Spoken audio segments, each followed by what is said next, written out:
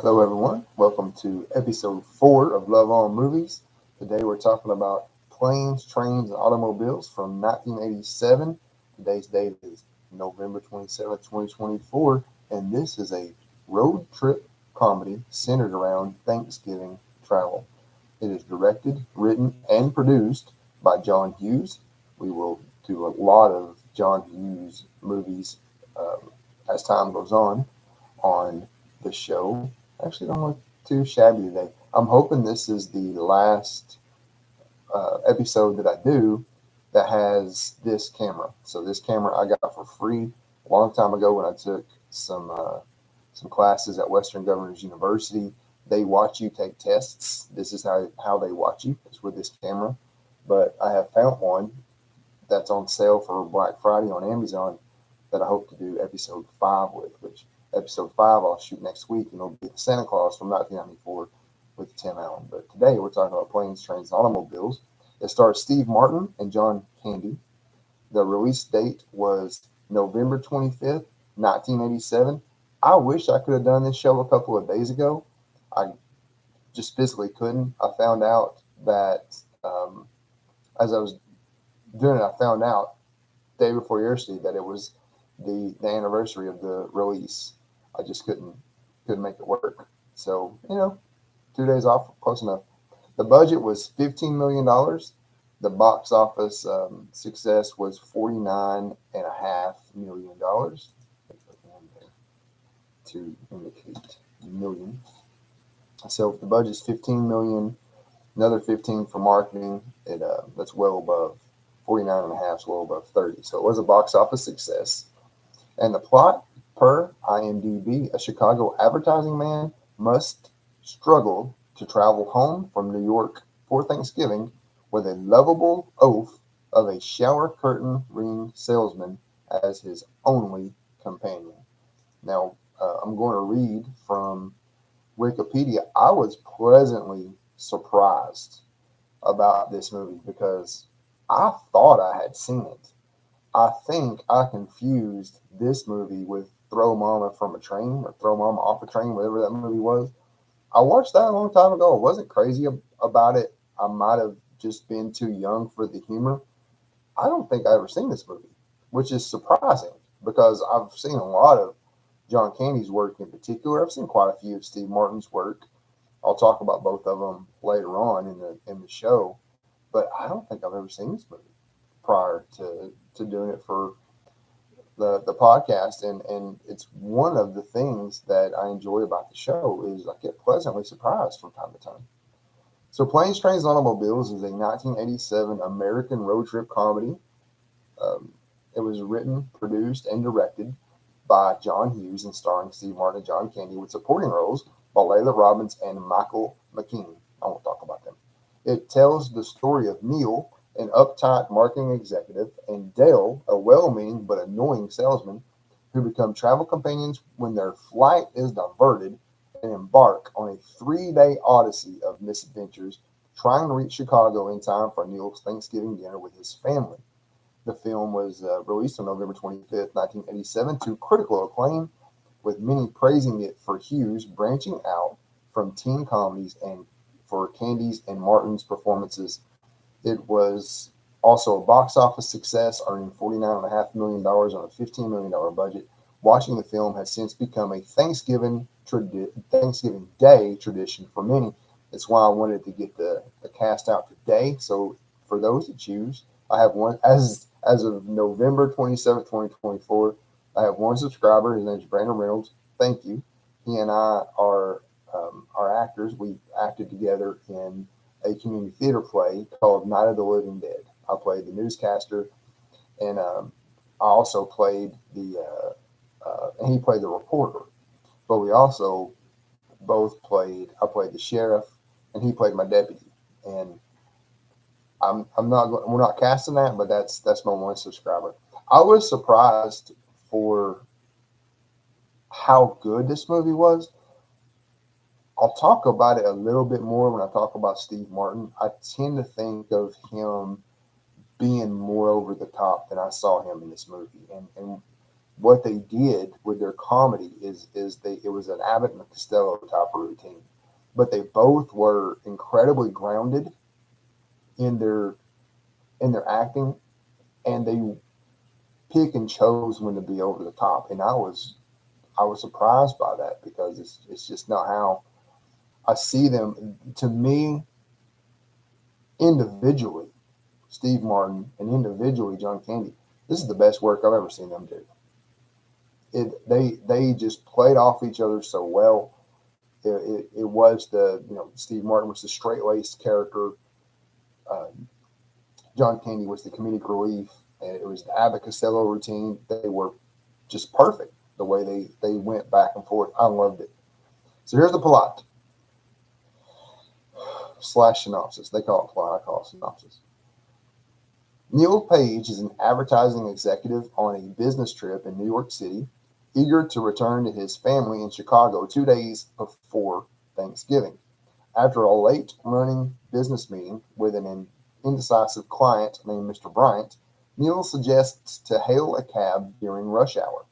As he bribes a man to let him have a cab he has hailed, someone else takes it. Ends up being Dell. Neil arrives at LaGuardia Airport just as his flight is delayed. While waiting, he meets the person who unwittingly stole his cab, Dale Griffith. Let me sip here. The only thing I drink today is coffee. That's the first sip of something besides coffee I've had. And my tongue didn't want to work there for a second. While waiting, he meets the person who unwittingly stole his cab, Dale Griffith, a talkative shower curtain ring salesman. To his dismay, Neil is assigned a seat next to Dale on a crowded flight to O'Hare International Airport. A blizzard in Chicago diverts the plane to Wichita, Kansas, where Neil and Dale must stay overnight. During hotel check-in, Dale mistakenly takes Neil's credit card and vice versa. Forced to share the last available room, Neil loses his temper over Dale's irritating behavior. Those scenes in the hotel were hilarious, where Dale used the vibrating bed and Neil was using the little wash rag to dry his back. That was just some comedy gold. The next day, with air travel prohibitively delayed, Neil buys them both train tickets to Chicago. However, the locomotive breaks down near Jefferson City, Missouri, stranding its passengers in a field. Good luck, y'all. Neil takes pity on Dale, who is struggling with his trunk, and they reunite, traveling on a crowded bus to St. Louis. However, just reading this is cracking me up. However, Neil offends Dale by struggling. Neil suggests. However, Neil offends Dale by suggesting that they go in their own directions and the men part ways again. At the St. Louis airport, Neil attempts to rent a car, but it is missing when he gets to the lot. He attempts to book a taxi to Chicago and insults the dispatcher, who punches him in the face. By chance, Dale arrives at the scene in his own rental car and takes Neil with him. Dale nearly gets them killed when he drives in the wrong direction on a freeway. As they compose themselves by the side of the road, Dale's carelessly discarded cigarette sets the car on fire. Neil gloats, thinking that Dale is liable for the damage, until Dale reveals that he had found Neil's credit card in his wallet and used it to rent the car, much to Neil's ire. That where Steve Martin as Neil flipped out on the side of the road. I think that was my favorite part of the movie because he was so straight laced the whole movie, and then he just snapped. It was great. With his credit cards destroyed in the fire, Neil barters his expensive watch for a motel room. Dale has nothing of value, so he attempts to sleep in the charred, roofless car. Seeing this, Neil pities Dale and invites him inside. They share Dale's collection of miniature liquors and laugh about the events of the past 2 days. The next day, the pair resumes their trip in the burnt car, but the Wisconsin State Patrol impounded it for being unroadworthy. That was realistic. Not that you drive that car on the road. Dale persuades a trucker to take them to Chicago, and they ride in the truck's refrigerated trailer. I am a part-time actor. I'm a full-time trucker. I've only taken reefers for a few months, and that was many years ago. Those get cold. Those are so cold. But I deliver food exclusively. I exclusively deliver food or food ingredients or food packaging, those types of things. Our trailers are insulated, like to keep cool air in there. Oh my word, I could not imagine driving as far as they did from Wisconsin to Chicago in a refrigerated trailer. That's insane. At a Chicago L station, Neil thanks Dale for getting him home, and they part with affection. As Neil rides a commuter train to his neighborhood, he recalls some of Dale's odd comments and silences during the journey. Neil returns to the station where he finds Dale still sitting. Dale explains that he is homeless and a widower. Neil brings Dale home for Thanksgiving dinner and introduces his family to his new friends. In a post-credit scene, Mr. Bryant is still in the office alongside a half-eaten Thanksgiving dinner, trying to decide on a poster. So somewhere I found in here that Thanksgiving, and I probably mentioned it, but I want to specifically highlight it, that Neil was late getting to Thanksgiving because he wanted to get there in 2 days. It took him 3. So did he get there on Thanksgiving Day, or was he a day late? I'm not seeing it. Just and quickly, I'm not seeing it.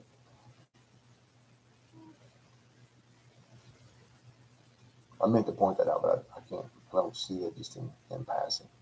But I think he was a day late. And there was also a deleted scene where his wife thought he was cheating on her with a woman somewhere, and that was why he was late. Now, I got that from her performance. They cut it from the film, but I got it from her performance because they showed her sleep in like a little montage, and she looked worried, but it was in an untrusting and a questioning kind of way. And then when he showed up and they had that slow walk, he had that slow walk to her, and then he introduced Dale to the family. That's kind of when she realized, no, this really was happenstance.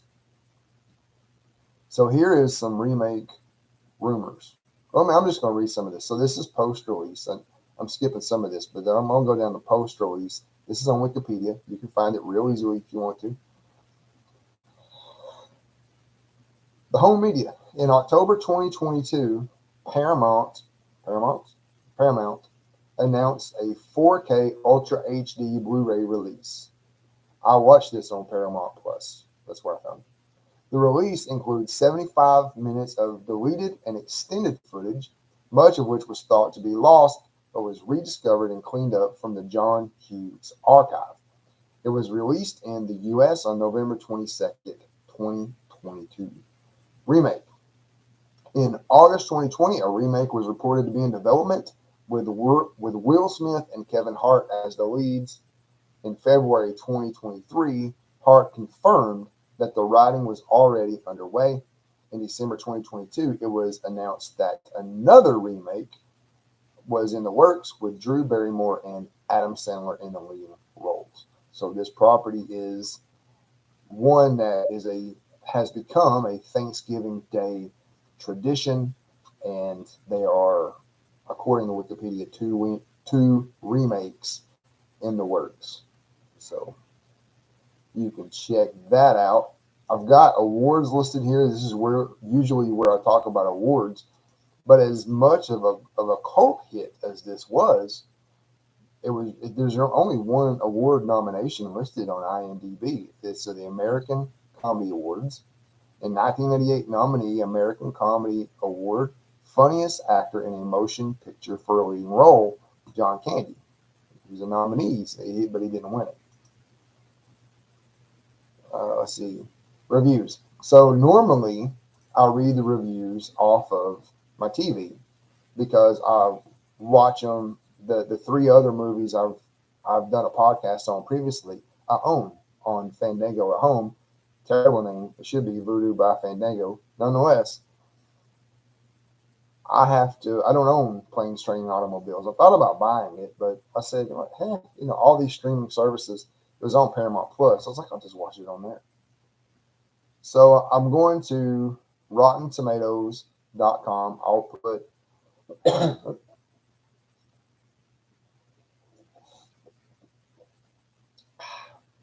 I'll put it in the show notes. On the tomato meter, which is from the critics, it's got a 93% on 67 reviews. On the popcorn meter, I didn't know what that was actually called. So Fandango at home brings in this rating scale into what they have on when you stream with their service with your digital library. It is actually called a popcornometer, a popcorn meter. I didn't know that. This has a full bucket of popcorn with 87%, and it's got over 100,000 ratings. So this movie is a very big hit, even still. And earlier I saw, here it is, critics consensus. Let me go down to read critics reviews. I only pick a few of them. If you've seen the other 4 episodes, I like to find just little short ones.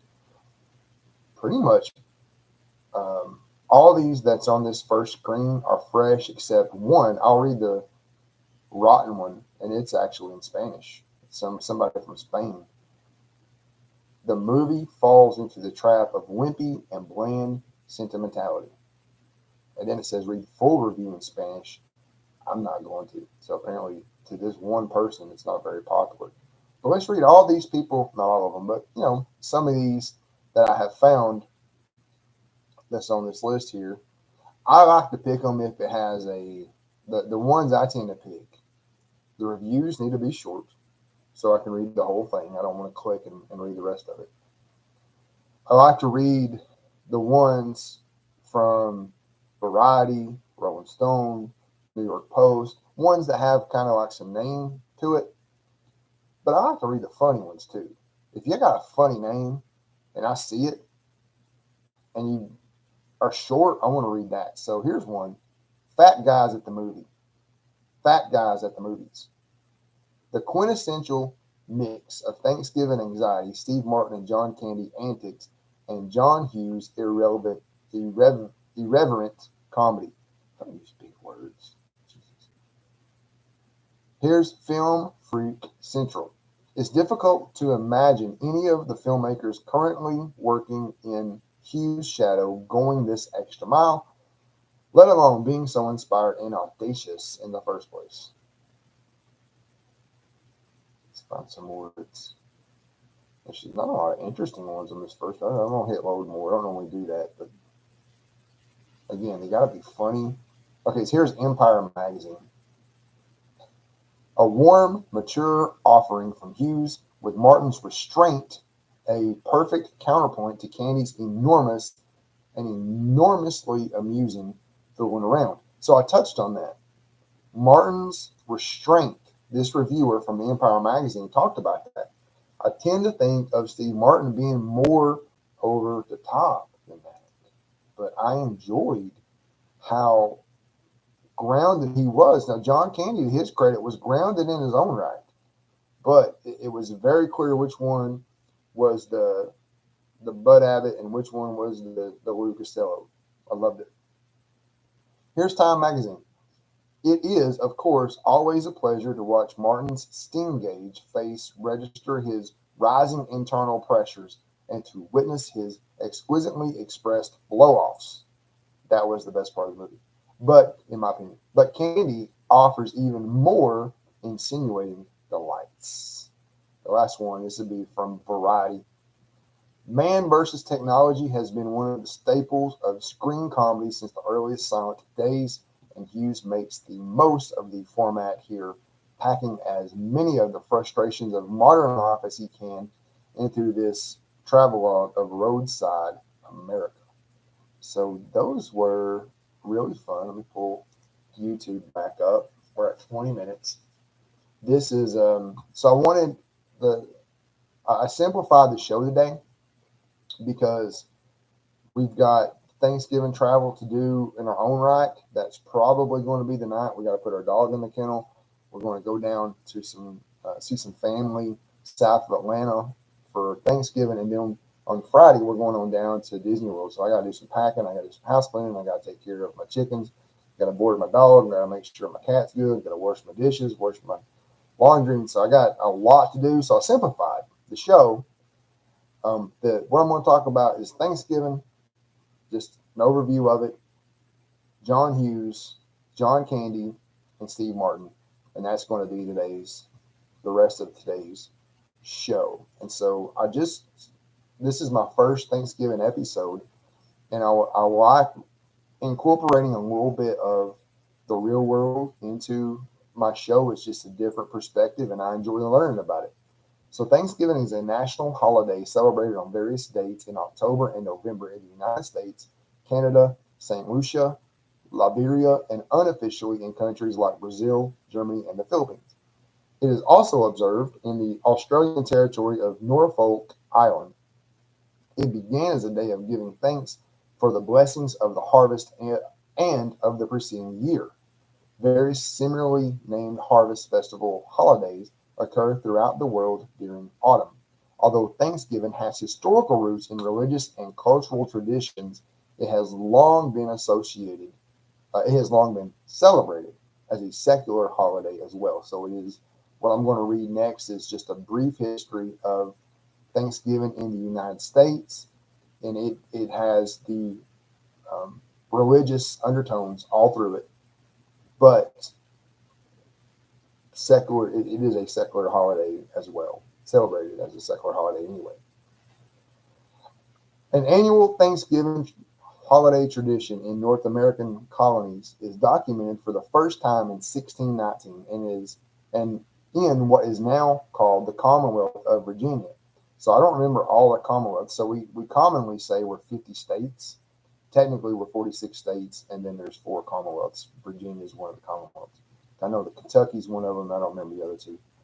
38 English settlers aboard the ship Margaret arrived by way of the James River at Berkeley Hundred in Charles City County, Virginia, on December 4th, 1619. The landing was immediately followed by a religious celebration, specifically dictated by the group's charter from the London Company. The charter declared that the day of our ship's arrival at the place assigned for plantation in the land of Virginia shall be yearly and perpetually kept holy as a day of thanksgiving to Almighty God, end quote. I should have said quote earlier. Since the mid-20th century, the original celebration has been commemorated there annually at present-day Berkeley Plantation, ancestral home of the Harrison family of Virginia. The more familiar Thanksgiving precedent, accompanied by feasting, is traced to the Pilgrims and Puritans who immigrated from England in the 1620s and 1630s. They brought their previous tradition of days of fasting and days of Thanksgiving with them to New England. In 1621, Plymouth, Massachusetts, Thanksgiving was prompted by a good harvest. The Pilgrims celebrated this with a tribe of Native Americans, and those Native Americans had helped them. I meant to clean that up, but I didn't. I'm not saying all these Indian names because I can't pronounce them. Had helped them get through the previous winter by giving them food in that time of scarcity in exchange for an alliance and protection against a rival Native American tribe. Several days of Thanksgiving were held in New England history that have been identified as the first Thanksgiving, including Pilgrim holidays in Plymouth in 1621 and 1623, and a Puritan holiday in Boston in 1631. According to historian Jeremy Bangs, the Pilgrims may have been influenced by watching the annual services of Thanksgiving for the relief of the siege of Leiden in 1574 while they were staying in Leiden. Now called Three Oktoberfest, Leiden's autumn Thanksgiving celebration in 1617 was the occasion for the disturbance that appears to have accelerated the Pilgrims' plan to immigrate to America. Later in New England, religious Thanksgiving services were declared by civil leaders such as Governor Bradford, who planned the Plymouth colony's Thanksgiving celebration and feast in 1623. Bradford issued a proclamation of Thanksgiving following victory in the Pequot. Quote, there is a war in the late 1630s to celebrate the bloody victory, thanking God that the battle had been won. The practice for holding an annual Thanksgiving harvest festival did not become a regular affair in New England until the late 1660s.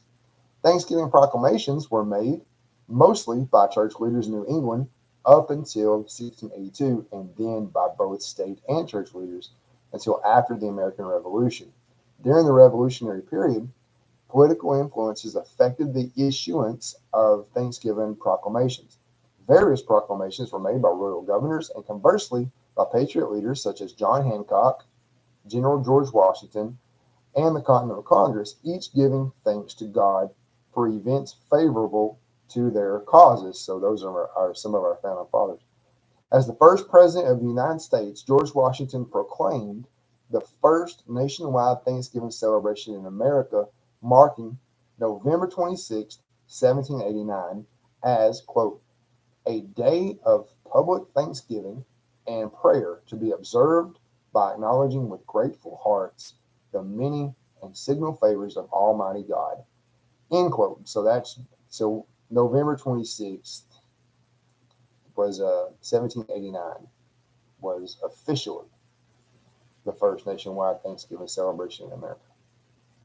And calling on Americans to, quote, unite in most humbly offering our prayers and supplications to the great Lord and ruler of nations and beseech him to pardon our national and other transgressions, end quote. The Lord knows we need that today in America. I don't care how you vote. I do care how you vote. So let's talk about John Hughes a little bit. John Wilden Hughes Jr., February 18th, 1950 to August 6, 2009. He passed away August 6, 2009. Was an American film director, producer, and screenwriter. He began his career in 1970 as an author of humorous essays and stories for the National Lampoon magazine. He went on in Hollywood to write, produce, and direct some of the most successful live-action comedy films of the 1980s and 1990s. He directed such films as 16 Candles, The Breakfast Club, Weird Science, Ferris Bueller's Day Off, Planes, Trains, and Automobiles, and Uncle Buck, and wrote the films National Lampoon's Vacation, Mr. Mom, Pretty in Pink, The Great Outdoors, National Lampoon's Christmas Vacation, Home Alone, and Beethoven. Most of Hughes' works were set in Chicago at the fictional Shermer High School and were coming-of-age teen film comedies. Many of the most enduring characters from these years were written for Molly Ringwald. While out on a walk one morning in New York City in the summer of 2009, Hughes suffered a fatal heart attack. So that's how he passed away. August 6, 2009, he was out walking in New York City, died of a heart attack. With Planes, Trains, and Automobiles, what really set this movie off at the time, and I'll mention it here in a minute, was he was known for all these teen films. 16 Candles, The Breakfast Club, Ferris Bueller's Day Off. I mean, those are still heavy hitters even today. And then you think of Planes, Trains, and Automobiles. When I was thinking of what movie did I want to do for Thanksgiving, this was recommended to me by my friends on Facebook. And when I was reading lists, I saw movies like Son-in-Law, and Rocky. I saw some wonderful movies, but every single list that I saw, Planes, Trains, and Automobiles was on it. And in probably half of them, it was number one. It was the top list. It was the one that was mentioned. And then you think of National Lampoon's Christmas Vacation and Home Alone. I know people that watches those movies every year, either individually or collectively. So I mean, this dude wrote some holiday classics.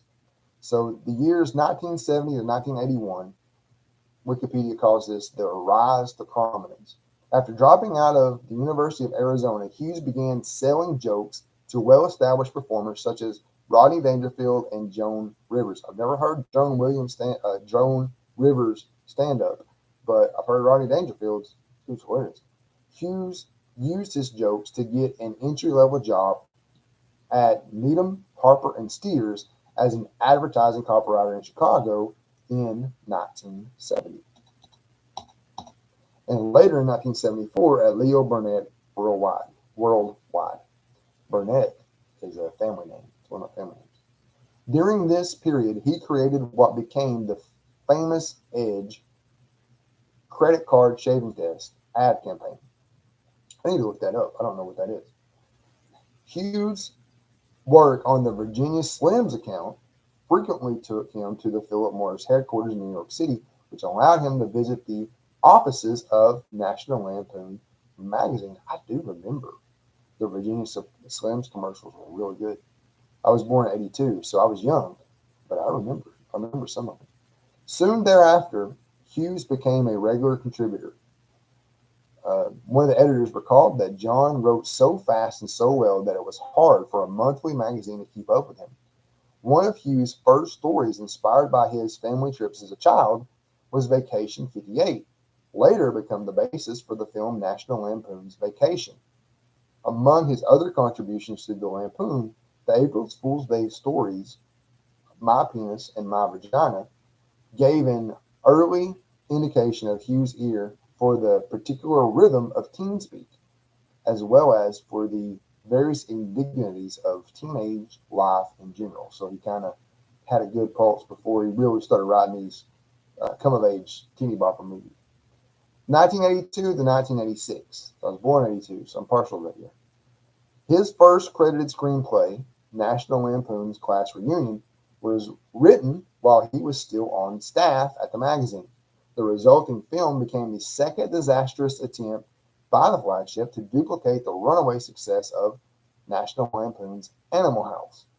Hughes' next screenplay for the imprint, however, National Lampoon's Vacation, would become a major hit in 1983.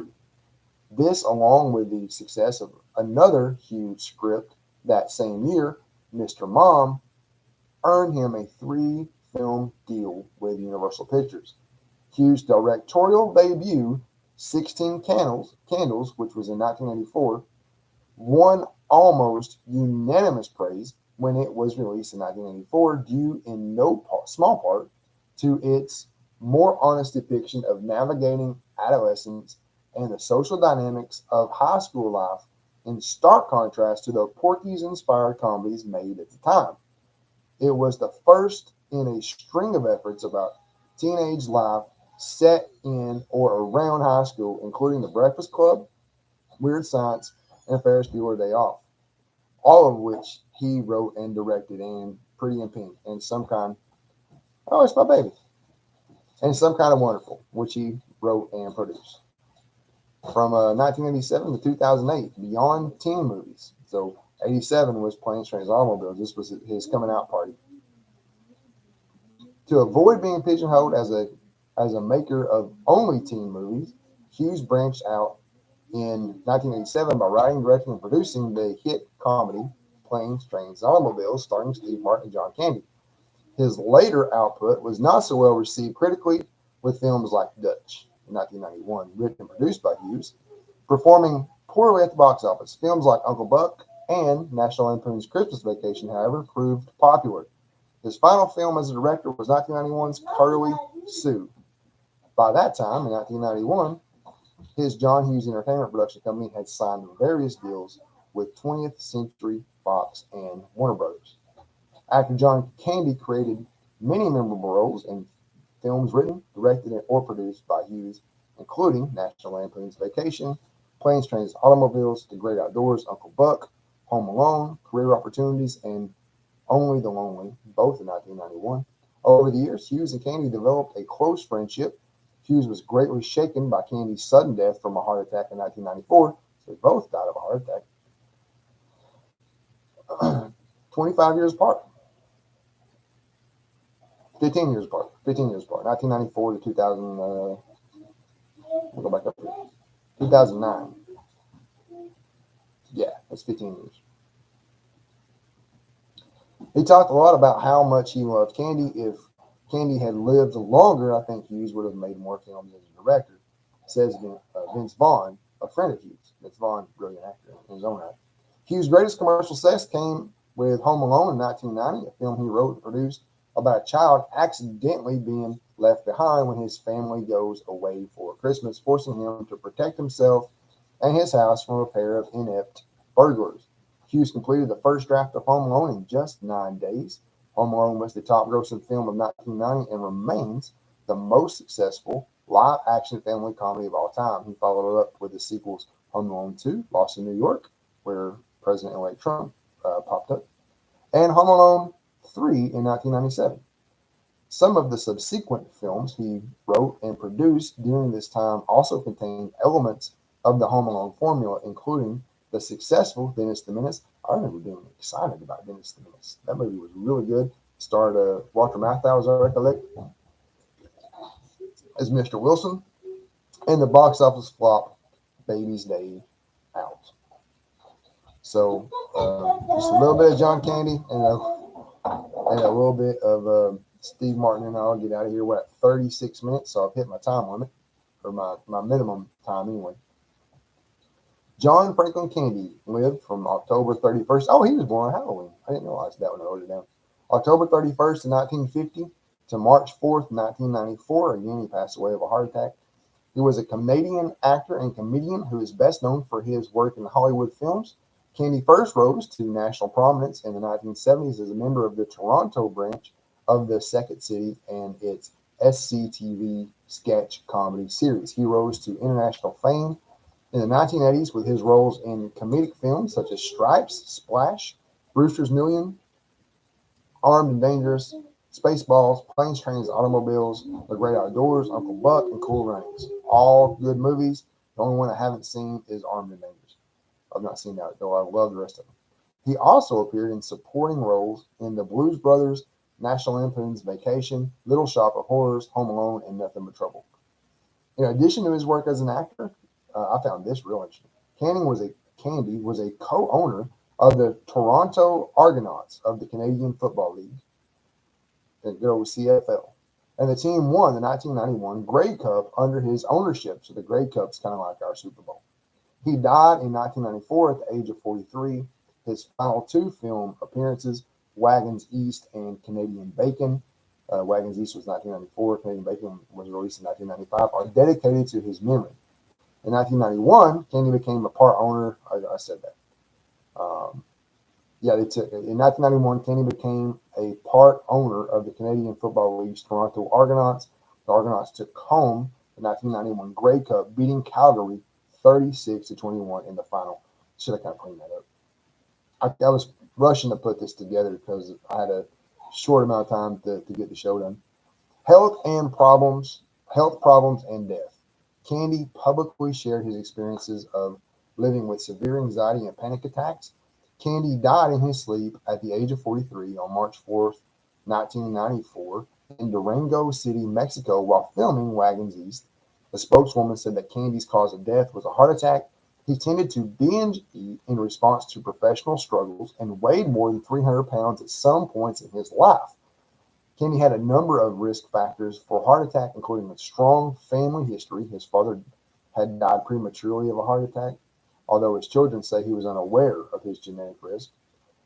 He smoked a pack of cigarettes a day.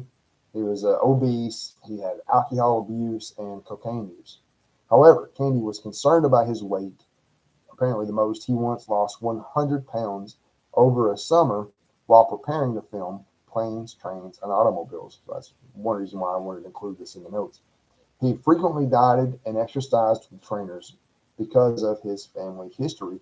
The last thing I'll mention of him, and I will talk about him in future episodes because of all the movies he's done. I will do casts on at some point. But he did a couple of music videos. One of them was in 1984, Ray Parker Jr., Ghostbusters. And I love the Ghostbusters. And then there's one in 1991. I'm not familiar with it. It's called The Traveling Wilbury Twists. I'm not familiar with that one, but I am very familiar with Ghostbusters. So we'll finish up by talking about Steve Martin real quick. Stephen Glenn Martin, born August 14th, 1945. I was born August 12th, so close. Is an American comedian, actor, writer, producer, and musician. Known for his work in comedy, films, television, and recording, he has received many accolades, brace yourself, including 5 Grammy Awards, a Primetime Emmy, and an honorary Academy Award. In addition to nominations for 2 Tonys, he also received the Mark Twain Prize for American Humor in 2005, the Kennedy Center Honors in 2007, and an AFI Life Achievement Award in 2015. In 2004, Comedy Central ranked Martin at 6th place in a list of the 100 greatest stand-up comics. The Guardian named him one of the best actors never to have received an Academy Award. Of course, he did get an Academy Award, I suppose, later than that, but it was an honorary one.